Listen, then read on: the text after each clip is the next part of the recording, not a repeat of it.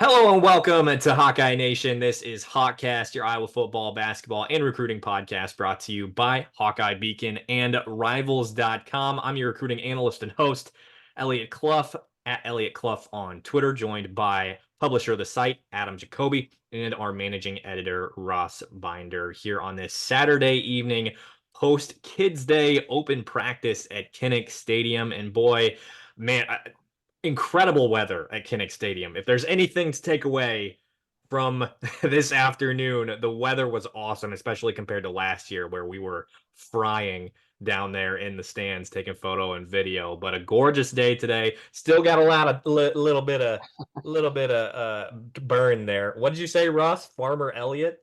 Farmer Eliot's here. Yeah, my Ida Grove is showing. Um, there's worse places to be sunburned, just for the record, Elliot. Hope you never have to find that out.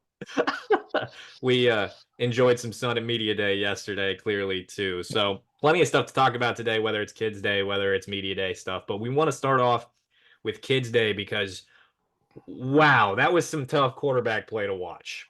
Stats, I'm going to read those off first to really illustrate the point. But Cade McNamara, of course, he gets most of the reps with the ones, and then Brendan Sullivan with the twos. Cade goes 8 of 24 for 20 yards and an interception. That's per Scott Docterman. He shared those stats with me after the game. Of course, we gave him credit in our Five Thoughts article as well. But man, let's start with Cade, move on to Brendan. Cade, what did we say going into camp, right? It's his job to lose. And I still feel that way. Either has to play himself out of it or Brendan really has to play himself into it. And if this is any indication of what's been going on, which is basically what Kirk said post game, is like, this is what it's looked like in practice.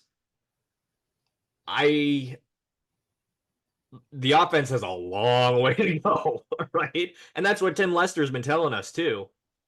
But not just the offense. Maybe QB1 has a long way to go.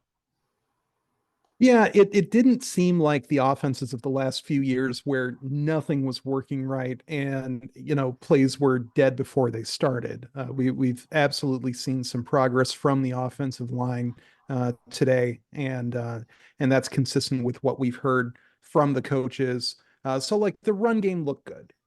The wide receiver core is even though there were two wideouts out and a Luke Lachey at tight end. So 3 receivers altogether. Even though they're out, Caleb Brown's still in the doghouse. So obviously not full go. But this was a far cry from 2022 when there was only 1 scholarship receiver who was healthy by the start of the season.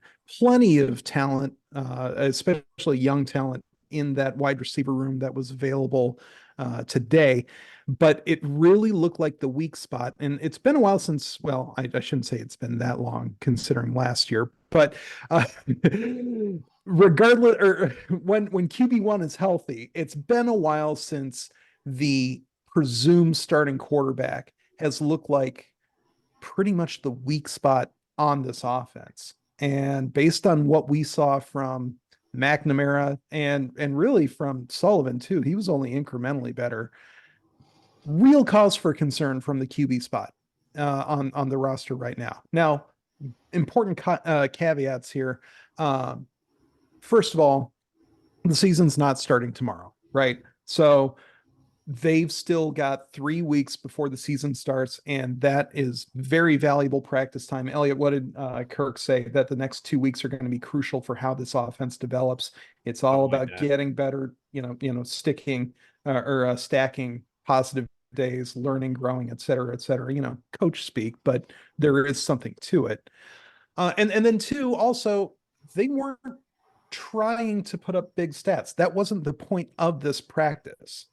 And 1, they didn't want to show, this big expansive playbook. They didn't need to show everybody what a 15-yard downfield pass, package looks like or anything like that. Didn't have to, empty out the RPO playbook or anything like that. That clearly was not an emphasis. Oh yeah, clearly that was vanilla like Breyer's ice cream right there. And And if they had put up big stats, that would be even more concerning for a defense like Iowa's, which is perennially top 10, probably going to be top 5 this year, right? If they're giving up 15 yards a pop to, these QBs, there's more concern in that than if McNamara and Sullivan were competing 33% of their passes, which is what both of them did today. So, we'll pump the brakes on the panic too, but you really do have to pump the brakes on the optimism for this offense at this point, especially with only 3 weeks until the season kicks off. There are a couple things that are needed context-wise.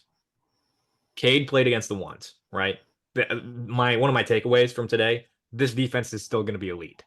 Oh, Like they're loaded. there's no doubt about that. 8 of 11 starters back, probable Butkus Award winner, maybe 3 All-Americans on this defense. Like it's gonna be damn good.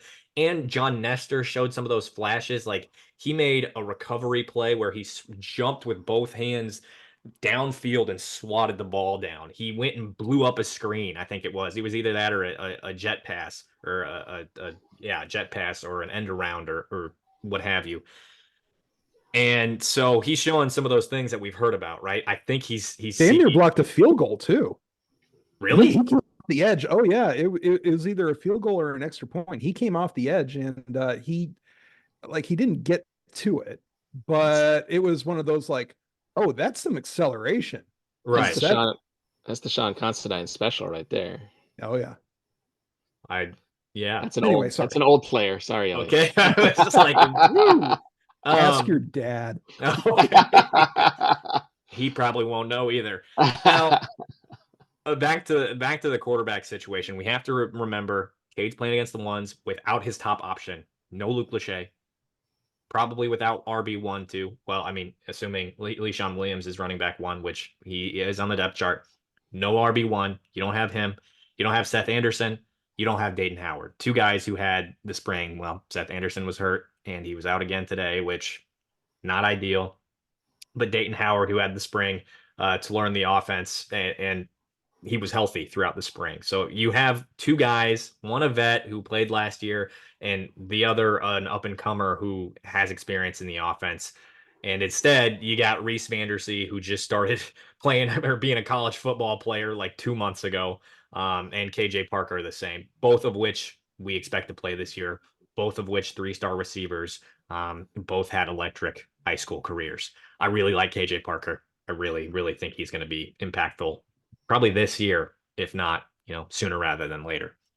But like, I don't think if you take Brendan, who was 10 of 21 for 76 yards, is I believe what Scott told me. So a little bit better.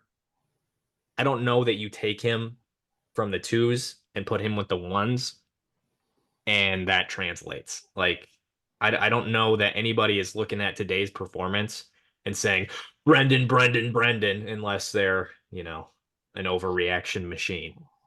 Yeah, I mean, looking at the numbers, the fact that he didn't put up significantly better numbers against the 2s than McNamara did against the 1s isn't the sort of performance that makes you go, oh, it should definitely be Sullivan right now. Like, I mean, if McNamara continues to struggle, I think you say, well, maybe Sullivan deserves some more chances with the 1s to see what he can do. But it certainly doesn't look like it's like, oh, why is Iowa clearly keeping the better quarterback, as the second option or something? It looks like, from what you've said, it's clearly both guys struggled. The one thing I will say, I'll just interject here, Adam, and then I'll go right to you. The one thing I will say about the difference between the 2 is Brendan just looked like at least there was the possibility that the offense could get into a bit of a rhythm. Everything just really seemed disjointed with Cade under center today. And what the positives are about Cade's history is he can be a point guard. He can throw the accurate. He's not gonna launch the ball 70 yards for a touchdown pass. Like, that's just not who he is as a quarterback. He's a game manager, and he's shown a track record of being a good one. Today, he wasn't a good one. And Yeah. I don't know that he was putting his receivers in a position to be successful. No, and at the same time, like we said, these aren't big plays that they were trying today. I think well, obviously he completed 8 passes for 20 yards. Like there were screens, there were quick outs, and anything like 10 or 15 yards past the line of scrimmage just really what flat out wasn't accurate. Now, I don't know if that's because he hasn't played competitive football in almost a year. I don't know if it's because maybe he's still not quite as confident in that leg. But I mean, we saw the scramble. There's one positive for Cade. We saw him scramble today, and he looked like the way he was running. Obviously, he had the brace, but you wouldn't think, oh, he tore his ACL. Like he's gimpy. He's nervous. Like he had a different brace on today. It wasn't quite as bulky, and he had it under his pants. So I think that's positive for his mobility going into this season. And he had like a 15-yard scamper, and he looked good. So that's a positive. Like it's not all negative, right? And we don't want to Yeah. write Cade off based on one open practice where they're a full week into really doing things with the offense. But his calling card as a passer is being a point guard, is making accurate throws. And he wasn't good at that today. Yeah, that was, I mean, one, it didn't look like the 2023 McNamara. So it's not that type of crisis. Not only did that scamper look good on the scramble, and also really the decision to pull it and run was a really smart decision too. His pocket footwork looked a lot more like the Michigan McNamara than the 2023 McNamara too. And that too sort of speaks to the recovery that he's done with his leg, but also just that increased level of comfort in the offense. And so that is a point of optimism for how, McNamara can grow, but the rapport with his receivers was just not there. And Eliot, like you said, the fact that Luke Lachey wasn't on the field probably has a big part of that because he has always had that rapport. Not always, but as long as McNamara's been a Hawkeye, he's had that rapport with Lachey, number one option, like he said. And it'll be interesting to see if things change when the offense is allowed to open up, when they're not going up against the Iowa offense anymore. Like Illinois State does not have a defensive line that's got Y.A. Black, Aaron Graves, Deontay Craig, Ethan Herkett, and the sort of super long, super athletic backups that are on the Hawkeye line. That's not a problem that Illinois State's going to pose. And so many of the incompletions, not only from McNamara, but from Sullivan today, came on batted down balls. And that too is something that is often on the quarterback. But it also sort of speaks to how disruptive this particular defense can be, especially compared to last year's defense, which was very, very good. Don't get me wrong, but there is a more disruptive athleticism to this version of the defense. And I think that played a pretty significant role. Eliot, how many passes do you think were batted down today? And I'm not saying that because I know the answer, but how many would you say? Because it felt like more than half a dozen, certainly. I was gonna say probably 5 or 6. Yeah. I know YA had like 3 at least. Yeah. There was one, and I think, well, okay. Let me tell this story first. There was one where it was 3rd and short, maybe 4th and short, and Cade went to throw it over the middle, and YA just jumped and swatted it down and was letting Cade know about it. Yeah. YA was talking today. I would bet some of that has to do with the fact that he missed the spring, and now he's back and he's happy to be back. But yeah, YA was not shy about how he felt about swatting down that pass today.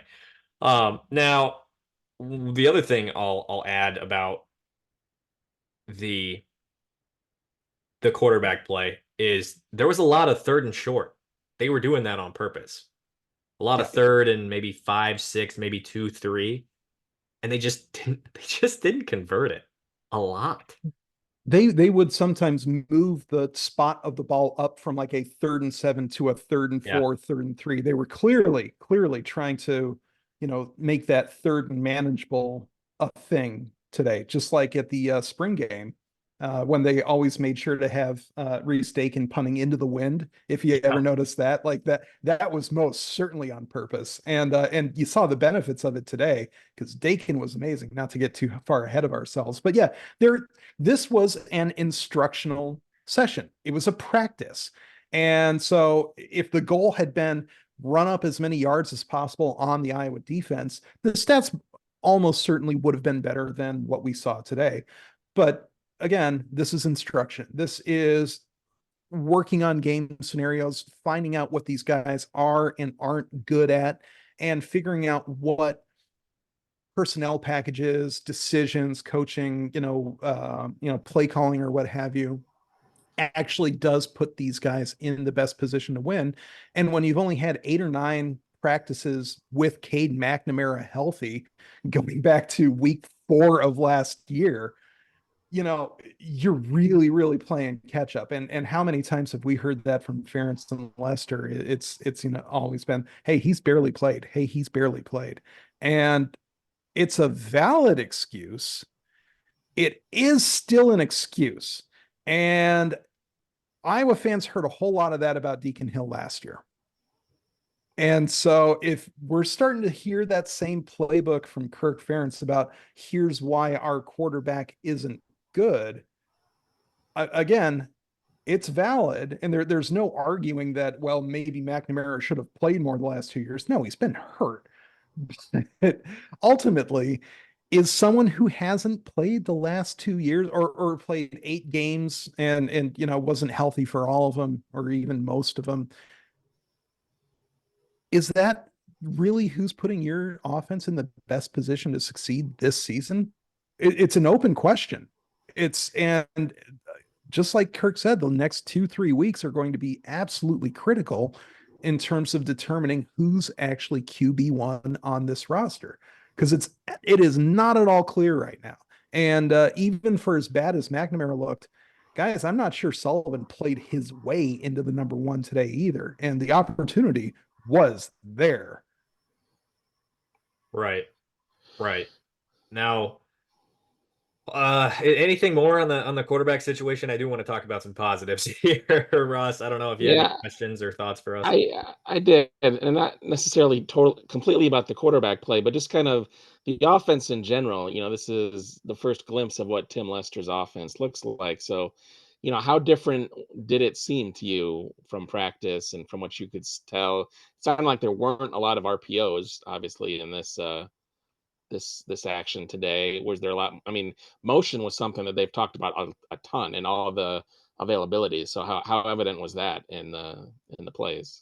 I was just going to say that it was super evident. That was something that was talked about Friday with Tim about the motions, and he said he had looked at stats from last year, and there was like the least amount of motions in the country. For Iowa, it was like 6% of plays they had pre-snap motion, and I believe that. Right, I wouldn't. I do too, but yikes! Yeah. Was it every play today, Adam? It was pretty close. And one of the things that Lester had mentioned is just getting that motion and not lining up in your final formation was, I believe the terminology he used is so critical, especially when you're trying to play with more tempo, more pace. Even if you're huddling, like Lester mentioned yesterday, even if you're huddling, as soon as you break that huddle, if you're racing up to the line, get in a formation, run a motion, boom, go.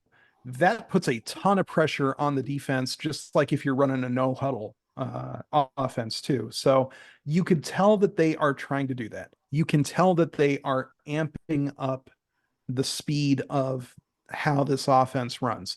It's not a finished product. It's not close at this point. Is it 2-3 weeks away? We'll see, because you can see some green shoots, and once the units are healthier, once there's more than 8 practices for Cade McNamara to get used to game speed again, or I guess it'd be 9. Maybe today's the 10th practice. I don't know. but either way, you can count him on two hands at this point. Once he can actually stack more and more practices, get better and better, redevelop that rapport, it really does seem like the potential is there for this to be a competent offense this season. So again, I don't think this is a panic thing, but it is a pump the brakes thing. And I'd be very interested. Hopefully, we get Lester again before the season to see what his thought on how that offensive execution was, especially compared to where he wants it to be for this season. I think that's going to be a very, very interesting question. One other thing that I'll add about the quarterback situation, for some reason, Kirk likes to throw Marco into the conversation with Brendan and Cade, and Marco's just not.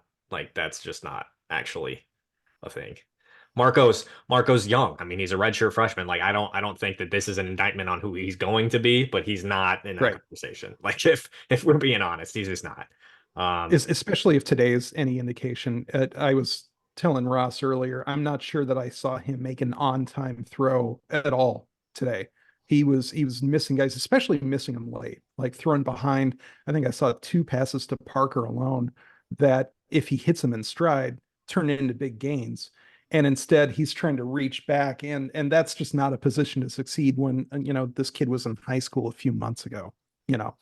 Right. He did have a completion to Jarriett Bowie, but also behind him, where Jarriett maybe could have turned upfield. So I don't know, timing thing. And again, we have to take all this with a grain of salt too, because it's one practice now. But Kirk is also telling us that this is what he's seeing in practice. So anyway, I thought Jackson Stratton was actually not bad in his, again, granted against the fourth stringers, but threw a tight ball. I mean, and he did throw a pick, but I just didn't think he was that bad. I thought he was, you know, you see why he brought him in as a walk-on, why Tim Lester went out and brought him in for depth purposes. Yeah, there's no question that the QB room is in way, way, way better shape this year than it was last year, even before McNamara tore his ACL. Way better shape, way better depth, way better preparation for the season.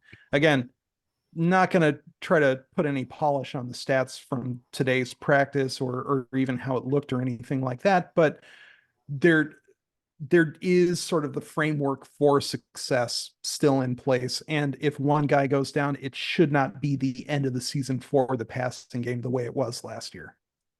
Right. Now on to more positives for the offense. I thought the offensive line got there were a lot. Yeah, the offensive line got some push. And the running backs looked good. Like Caleb Johnson had a couple big runs. He had a touchdown. And I mean, they didn't have Mason Richmond for a decent contingent of those first team snaps. At left tackle, Nick DeYoung was at left tackle. But I mean, a lot of what we've heard from Tim Lester too is that this offense, and offenses just in general, start with the run, right? And I thought, I mean, of course, the defense got in the backfield a couple times, right? Because they're an elite defense. But there's some pretty solid runs by Caleb Johnson and Kamari Moulton today. And while we're talking about young guys, Xavier Williams, LaShawn Daniels, like he's the next, not, I mean, the comp is there, right? His legs are like tree trunks. And he was awesome with the fourth stringers today. Again, that's for future purposes, but as far as the first string goes, Caleb Johnson, Kamari Moulton look pretty good, thanks to the offensive line. Yeah, one of the things that was really what's oh gosh, blanking on the name. Encouraging was the word I was looking for. One of the things that was really encouraging about Caleb Johnson today is how many times did we hear last year that the coaches wanted to see him, you know, run behind his pads more, you know, be more direct, you know, take the contact, you know, move with it. Really, you know, run more like a power running back and less like a finesse running back when you're, you know, 6'0", 220 and, you know, built like a statue. We saw more of the, yeah, I'm the biggest dude on the field, or, you know, I'm the biggest dude in the backfield type of Caleb Johnson today. And that seems, again, encouraging. So obviously we'll see what happens when Le'Shawn Williams is back. Saw some pretty nifty footwork from Jazz Patterson too. He's sort of slimmed down. He's back under 200 according to the depth chart. Saw some really nice footwork, especially along the sidelines after making a catch out of the backfield. You see a little bit of wiggle, a little bit of zip from him. It's still a super crowded backfield, even with Le'Shawn out. And Moulton looks good. Washington looks good. Washington, I know that they moved him out to wide receiver / that Percy Harvin role just to get him on the field, just because of how loaded that backfield is. And that's why they moved Brevin Dahl to wide receiver straight away. Like, we're not even going to bother with him at 6th string. But it really underscores, one, that they've got a bunch of talent there, two, that these guys are still getting better, right? They're not just walking in as the players they're going to be for 4 years. And that's very encouraging for certainly for Liddell Betts, that he's seeing this growth, that he is seeing these guys take these steps and make themselves better, because that makes the offense better as well. So yeah, absolutely encouraged by Johnson, by Moulton. When Washington was allowed to carry the ball instead of run routes, I thought he looked pretty good. He had one really nice run sort of near the end of practice. It was before we went down to the field, like about 15 yards, a little bit of scoot, a little bit of wiggle. And then and then he spins the ball on the turf after that run and gets flagged for unsportsmanlike conduct. How do you get flagged for unsportsmanlike conduct at Kids Day? Think of the children, Terrell. Like, but also don't throw that flag. Not Come on. Right. Like, unless he's throwing the ball at a kid, don't do that. just let him celebrate. It's football. Come on. What are we doing? Like, Right. it's like you said, it's a freaking practice. Screw off. Golly. They're yapping and celebrating all day. There was I even had to ask multiple people, like, what did he do? Because I didn't even see anything wrong that happened. I didn't see any negative reaction from any of the other players. It's just, oh, okay. There's No, not 50, even like they're not on TV. Like, why would the ref feel the need to make it about himself? He can't even put on a show for anybody. Golly. Anyway, any other positives that you saw from the offense today, Adam? Or Ross, did you have anything to add? Yeah, I was just going to say, you and I have talked about the offensive line the last couple of weeks, and the things you were most interested, I think, in seeing, with this, Kids Day open practice and stuff. So, it really, that was one of our big question marks. Is the talk about them has been really good in the off season. They've made steps, that experience, that better health. That they're going to take that step forward. It sounds like, from what you saw today, that might actually be happening on the field too. It's not just talk, that they're walking the walk, as it were, as well. Yeah, that's absolutely the case. And certainly on the right side of the line, I thought Colby looked great. I thought Dunker looked better than he did last year, certainly, and that plays a pretty big role. The left side of the line was a little bit interesting. Eliot, you mentioned that Nick DeYoung took most of the snaps at left tackle, which is the case. Mason Richmond took a pretty significant amount of snaps at left guard with the ones. And so it was basically a 3-man rotation with DeYoung, Richmond, and Stevens on the left side. Except I don't think I ever saw Stevens at tackle per se, but it was usually 2 of those 3 guys to the left of Logan Jones. And also Richmond didn't go through, like, he didn't in the pregame like shell drills, he didn't practice with the 1s or 2s. In the OL drills, he wasn't going full contact. Like, he was moving, he was walking, this and that, but he wasn't popping pads in the pregame warmups. So I'm a little bit curious, and hopefully we get another availability soon and we can ask him or Barnett or somebody about it, whether that's something or whether it's nothing. But a little interesting for a guy that we've been pretty used to being the mainstay at left tackle, to see him start to get moved around a little bit. And maybe it's because he's not at 100%. Maybe it's something, maybe it's signal, maybe it's noise. We'd like to find out, but that seemed interesting to me. But also, again, it's a practice 3 weeks before the season. They do want to try out different personnel packages, see what works. You don't want to set yourself in concrete before you have to. And this being a practice, it certainly seemed like they were experimenting a little bit. And they looked fine, I thought. Eliot, what did you think?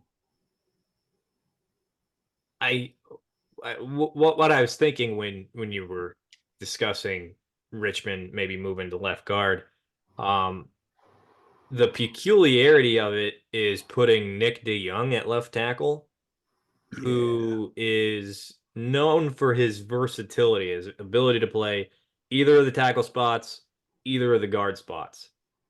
But you like having that not in your starting lineup, right? You like having that as a security.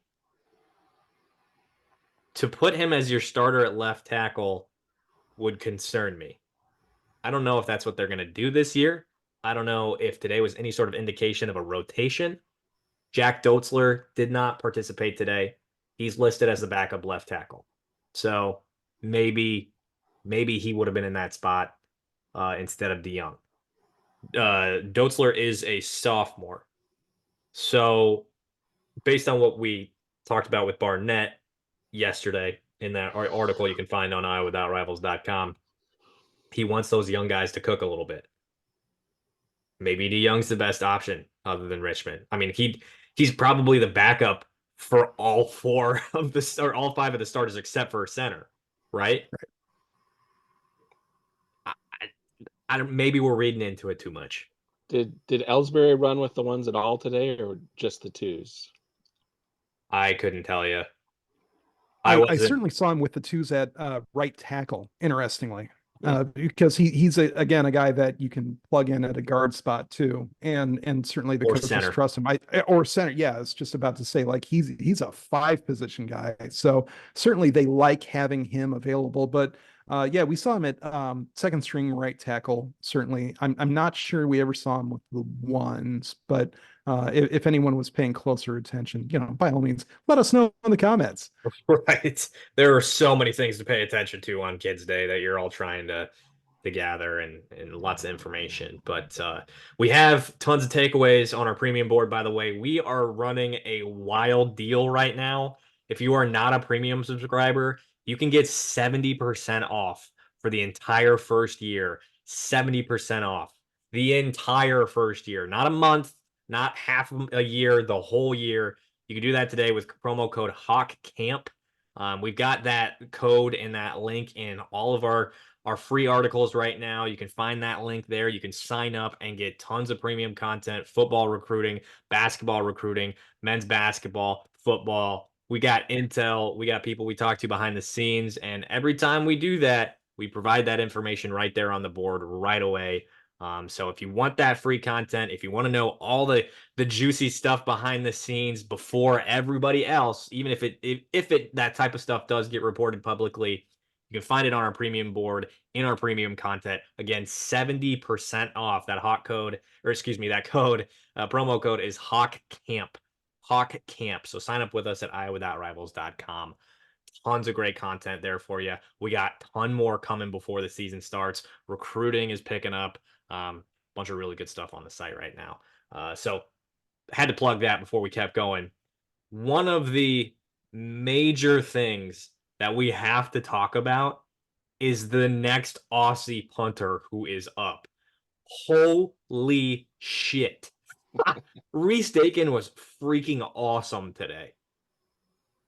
He did not look like a true freshman, a 19-year-old, 18-year-old, whatever he is. I think he's 19. 19-year-old true freshman.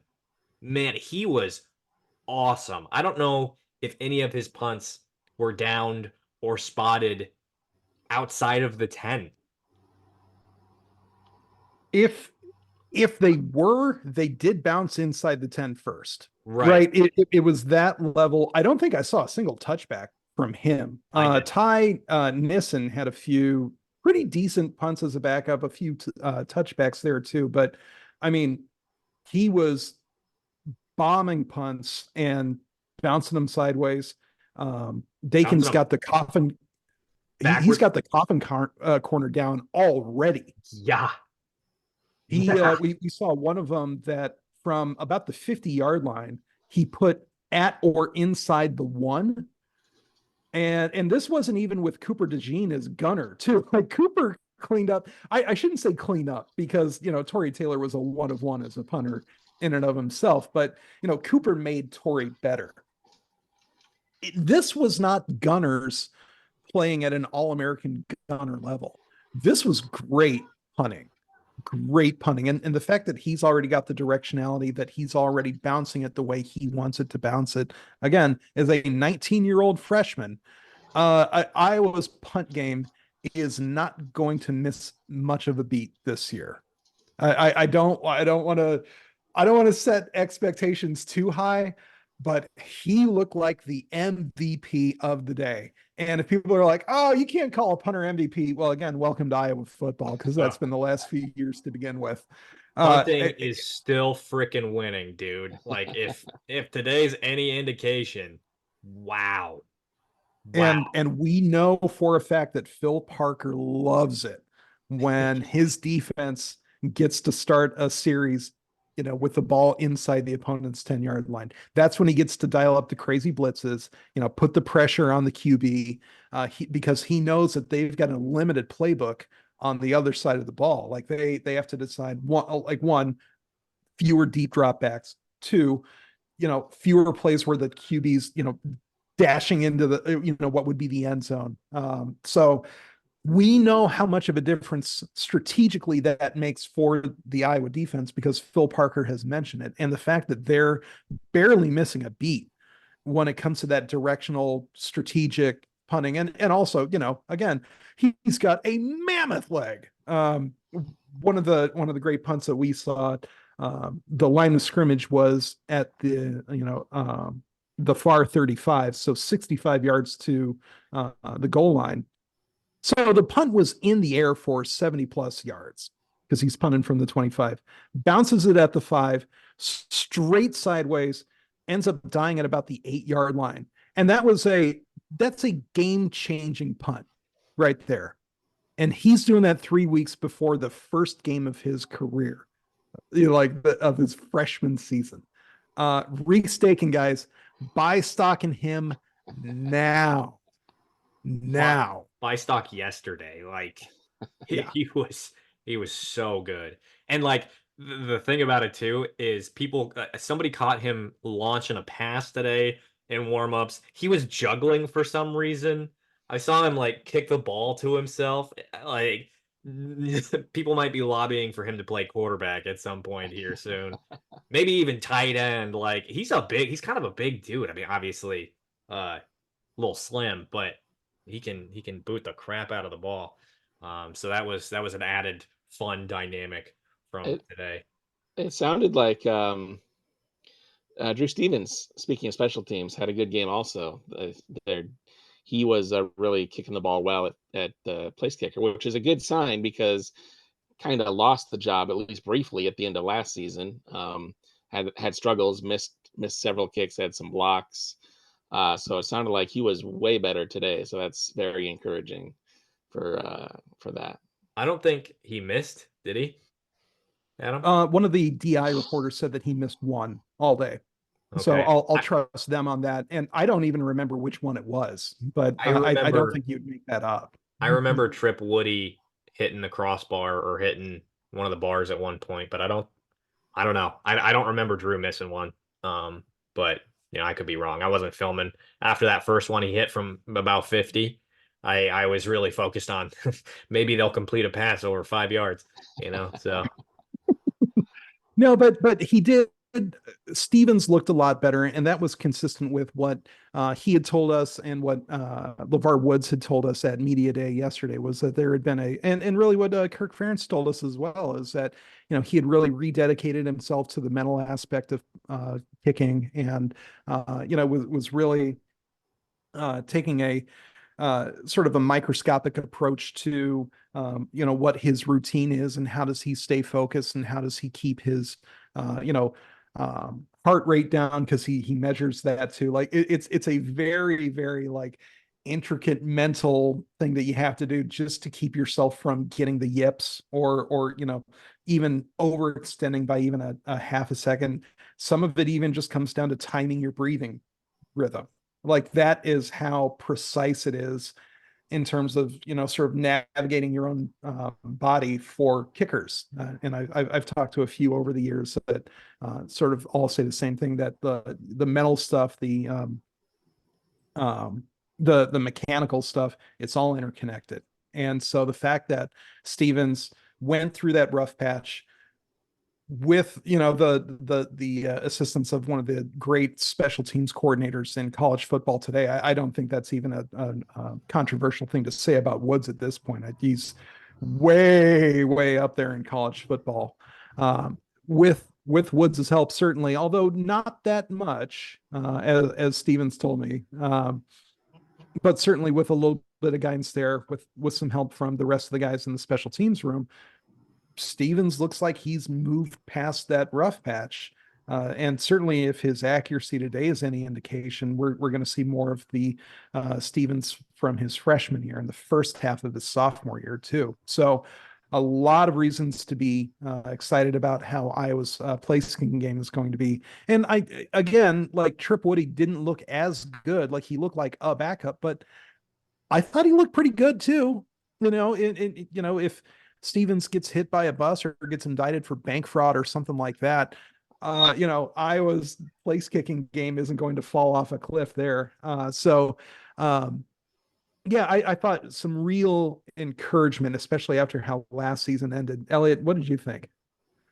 Yeah, I mean, you could just tell in his body language, Yeah, like trotting out there. He knew everyone was going in, or you know, except for one, maybe.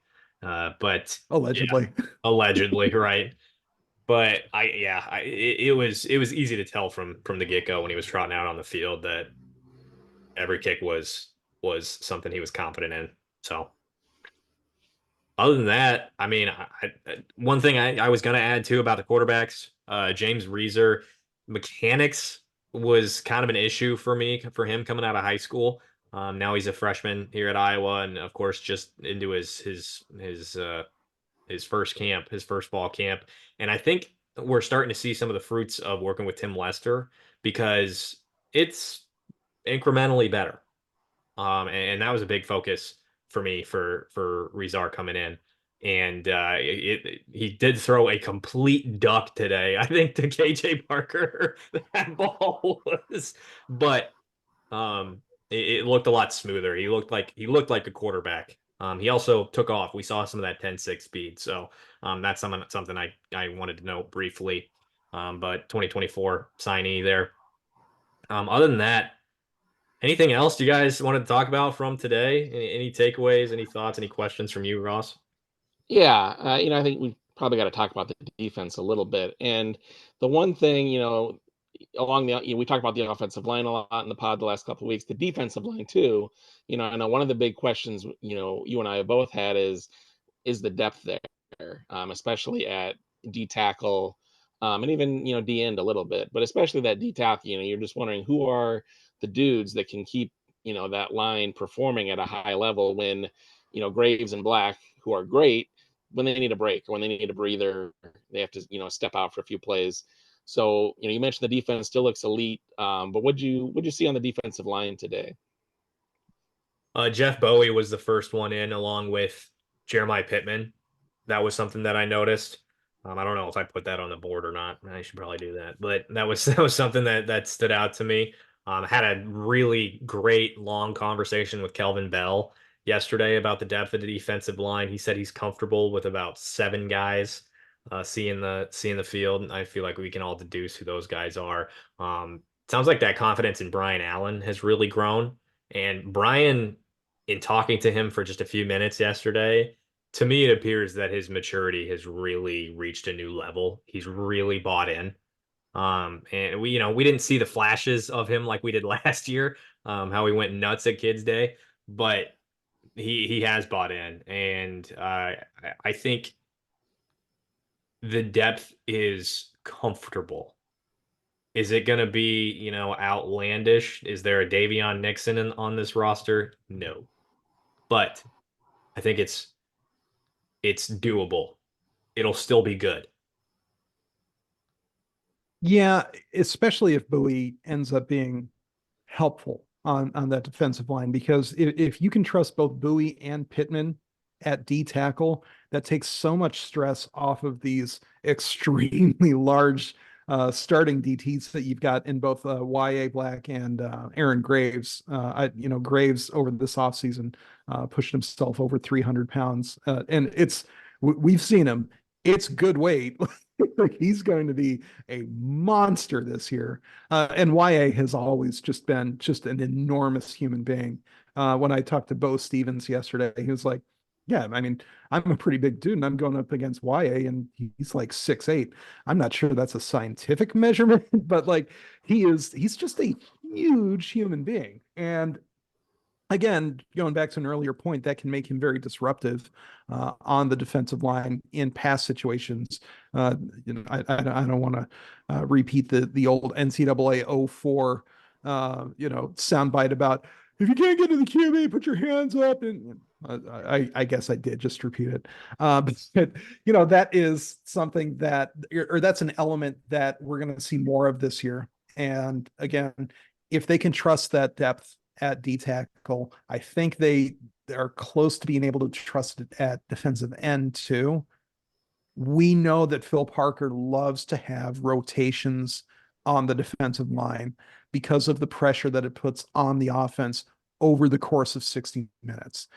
So as that trust keeps building and building and building, and they've got a bunch of young defensive ends who are very disruptive today too. The freshmen that are coming in, I mean, you want to talk about long and disruptive. I mean, they're all 6'5" with arms that can, reach from sideline to sideline, basically.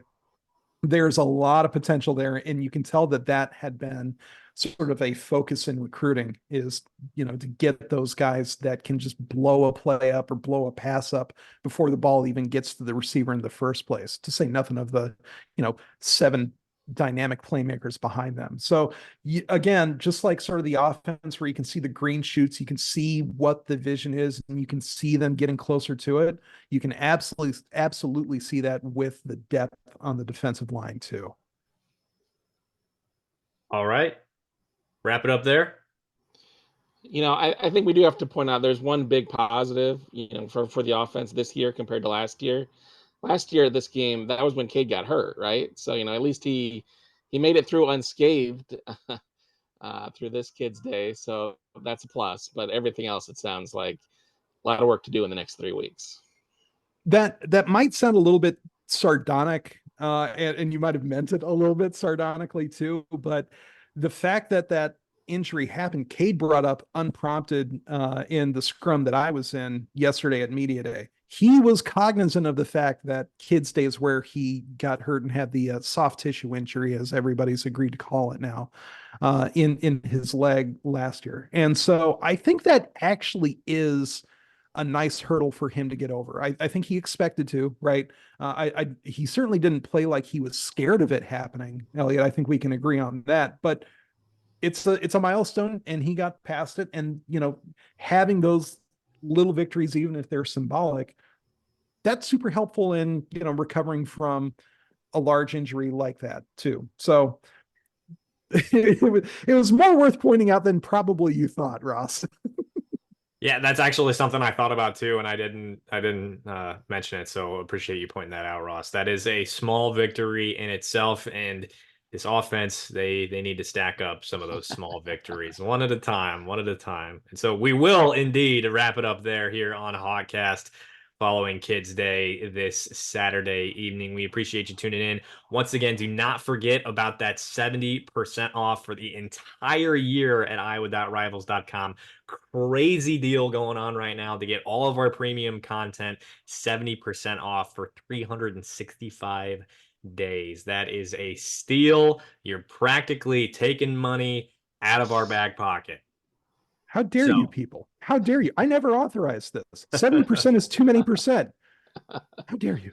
Don't miss it. Don't miss that opportunity. Again, that promo code is HawkCamp at iowa.rivals.com. When you go to sign up, that autofill link will be right there in the description too, so you can just click that and you're done and done. We'd love to have you there. Join the conversation on the premium board, and of course, get all that premium content from us at iowa.rivals.com, Hawkeye Beacon. Don't forget to subscribe, whether you're on YouTube, Apple Podcasts, Spotify. Leave that rate and review on those Apple Podcasts, Spotify platforms, on both of those podcasting platforms. And if you're on YouTube, make sure you drop a like, drop a comment. Let us know what you're thinking about Kids Day. Any takeaways that maybe we missed. Again, thank you so much for tuning in today. Don't forget to go subscribe.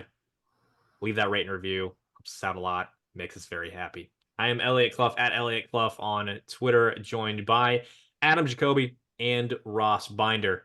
We will see you next time.